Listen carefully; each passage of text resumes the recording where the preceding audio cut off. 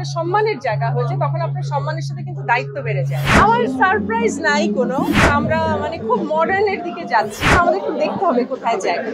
এটা সত্যি মিথ্যা জানি না, কিন্তু আমি পেয়েছি, তার মানে সত্যি আমার খুবই ভালো লাগছে। খুব গ্র্যান্ড ছিল, পিয়ালকে আমি সাধুবাদ জানাই চমৎকার আয়োজনের জন্য। আমি একটা পার্ট হতে পারে, জীবন অনেক ব্যস্ত, আমরা 10টা কাজ করলে হয়তো একটা দেখেছেন, এরকম হতে পারে। আরেকটা কথা হচ্ছে ভাইয়া, কাজ কিন্তু একটু বেছেই করতে হয়।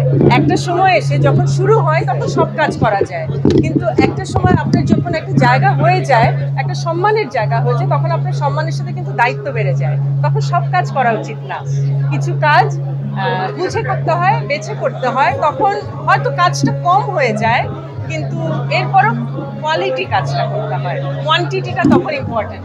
আপনি ভালো প্রশ্ন করেছেন। না, এটা ভিউজ আসলে ম্যাটার করে না ফাইনালি, কারণ হচ্ছে যে এমন না, আমার অনেক গান আছে যেগুলো আমি ভেবেছি অনেক ভিউজ হবে, কিন্তু হয় নাই।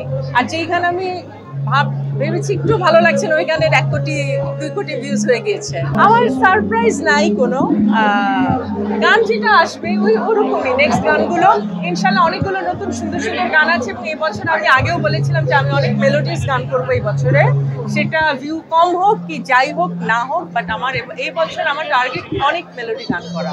এটা আমি আমার জন্য করব, আমার ভালো শ্রোতার জন্য করব। এটা আসলে ভাইয়া, এটা এখন সময় একটা চেঞ্জ হচ্ছে, এটা তো হবেই, একটা ট্রানজিশন পিরিয়ড, এবং আমরা মানে খুব মডার্নের দিকে যাচ্ছি, যেটা খারাপ না, কারণ এখন একটু গ্লোবালাইজেশন হচ্ছে, মানে শুধু আমাদের দেশের মধ্যে সীমাবদ্ধ না, এখন আমাদের গান ইন্ডিয়ানরা শোনে, আমাদের গান পাকিস্তানিরা শোনে, অন্যান্য ভাষাভাষীরাও শোনে।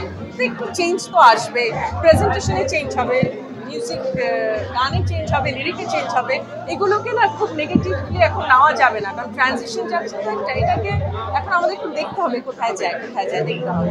আমাকে ডাকলে আমি আসবো। এখন নতুনরা অনেক বেশি কাজ করছে, যেটা খুবই পজিটিভ আমাদের মিউজিক ইন্ডাস্ট্রির জন্য, কারণ নতুনদেরকে আসতে হবে, নতুনরা না আসলে গানের চিত্র পরিবর্তন হবে না।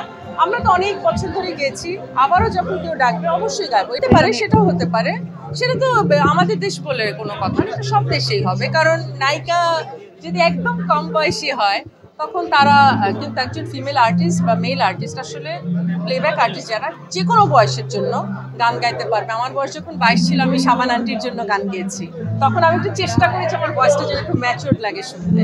তো এটা কোনো ব্যাপারই না আমাদের জন্য, কমিউনিকেশন একটা ব্যাপার। কমিউনিকেশনে যারা এগিয়ে আছে তারা গানেও এগিয়ে থাকবে, আর যারা অনেক সিনিয়র তারা কমিউনিকেশনে খুব একটা, তারা কেয়ার করে না আসলে। এখন সত্যি কথা, কেউ ডাকলো না ডাকলো কেউ কেয়ার করে না। অফকোর্স তোমাকে নেটওয়ার্কিং করতে হবে, এটা তো গানের ক্ষেত্রে শুধু না, তোমার যে কোনো কাজের ক্ষেত্রে, তোমার জবের ক্ষেত্রেও তোমাকে নেটওয়ার্কিং করতেই হবে, এটা পৃথিবীর নিয়ম এখন। ঠিক আছে।